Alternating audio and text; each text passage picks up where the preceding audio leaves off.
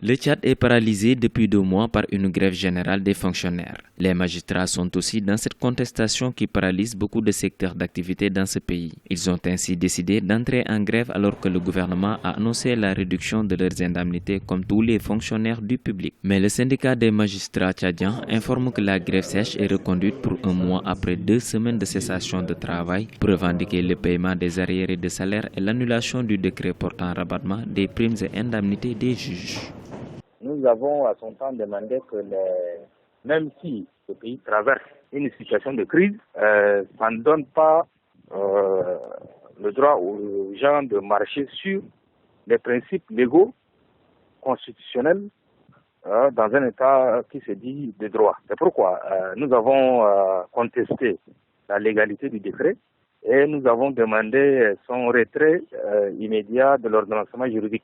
Voilà le mobile et l'objet de la grève en question. Cette mesure de réduction des indemnités des magistrats fait partie des 16 mesures d'austérité mises sur pied par le gouvernement afin d'amortir la crise économique que connaît le pays, mais aussi le coût de la guerre contre Boko Haram. Pour le syndicat des magistrats, cette crise économique est due en grande partie par une mauvaise gouvernance. Nous, magistrats tchadiens, sommes conscients également de l'état dans lequel le pays se trouve.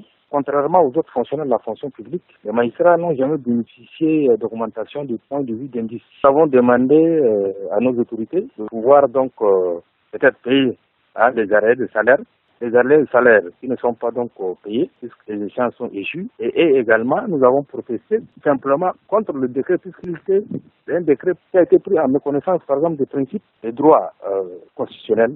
Le Tchad est sous le poids de contestations depuis août 2016. Les enseignants, par exemple, refusent de reprendre le chemin des classes pour les mêmes raisons depuis septembre 2016. Quant aux députés de l'opposition, ils ont déposé une motion de censure contre le Premier ministre et l'invitent à s'exprimer sur la crise économique actuelle. Mais pour les autorités, cette crise est la conséquence de l'effondrement du cours du pétrole, principale source de recettes. À noter que le déficit budgétaire s'élève d'après les chiffres officiels à 247 milliards de dollars.